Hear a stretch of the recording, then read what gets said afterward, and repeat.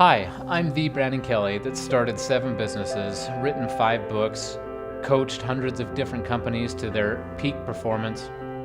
But more importantly, today we're talking more about the story behind what's led to me being on your stage or being with you today. As we look at life, a lot of times there's a lighthouse or a lantern there that we can look back on, and that's a pivotal moment in our lives. Now, sometimes those transition to business, home, or otherwise, and today this is a universal story. So as we go back into that life's lantern, imagine being 21 months old and having a drunk driver run a red light. When the ambulance and paramedics got to me and my mom, we were virtually lifeless. By the time they got us to the hospital, they thought for sure that I was going to never walk or talk again, and that over several days of surgeries, they decided that they should just pull the plug because I would never amount to anything. I lived with that stamped on my forehead for years and years, that I would be the kid that would never amount to anything. I was always the little runt, as it were, that got picked on, the last one chosen for any event. And that hurt. And oftentimes you face that as well. But as you start to look at life, we find that these little things might actually become a hurdle into a high bar, more importantly, into an insight for your success. Fast forwarding to when I was 12 years old, I was 5'2" in the 6th grade and still walking with the braces and waddling around, swinging my leg from left to right. And a coach pulled me aside and said, "Brandon, I think that you have a hidden superpower. Much like an acorn that falls on the ground under a giant oak tree, you have a lot of potential within you. We just need to find it." And he helped me, coached me, and taught me how to high jump. And yes, that's the hurdle that grows and grows and grows. And in the 6th grade, I was able to clear a maximum of 3 feet and then represent our school at the state championships. That started at 4.5 feet tall, and we went for the next 2 hours competing in the high jump until at the end of the day, my friend and I were able to go into 1st and 2nd place. He crashed his third and final time, and I was able to set a new record at 6 feet 7.5 inches that stood for that age group since 1988.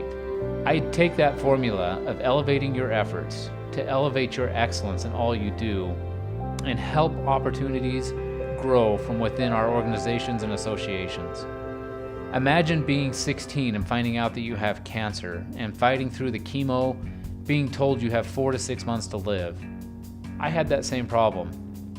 And after I got over the depression of deciding that I wanted to virtually take my life because it wasn't going to be worth living, I found that there were so many more opportunities that a mentor had given me through setting goals. And we set not just a goal, but a bucket list. You know, those things that we want to do before the end of life. And that list wasn't just 10 or 20 different items. It was 2,000 opportunities to improve my life. Jumping out of planes, driving fast cars, Ferraris, race cars, motorcycles, kissing a girl for the first time. Every one of those things that a typical teenager wanted to do, I decided that I was going to do before I left this life. Fast forwarding a couple more years, I was preparing to compete for the Olympics. I was now clearing a personal best of 7 feet 9 inches, which is kind of higher than the door jams that we walked in today. But more importantly, I learned that I could perform at my best. 2 weeks before the Olympic trials, a dump truck lost its brakes, ran a red light, and sheared off the front of my truck. And when I came to, I was touching the base of that dump truck because it had taken everything from the bumper clear back to the steering wheel and obliterated that truck. 2 weeks before the Olympic trials, when I knew that I could go on to set a world record, I had to learn how to walk and talk a second time. And a lot of times we will face those same challenges, but it's a matter of what we get in our mindset to get moving and our mode set. Today is that day that you get to change your life and look back at some of the challenges that you faced and realize that they're not so much holding you back as that 10-ton chain, but more importantly, it's an opportunity that you can use to improve the rest of your life and productivity. So I want to teach you the Elevate Your Effort and Elevate Your Excellence opportunity, which is every time you look at your left eye, you elevate your efforts. And when you've completed that, you can then point at your right eye, which is Elevate Your Excellence.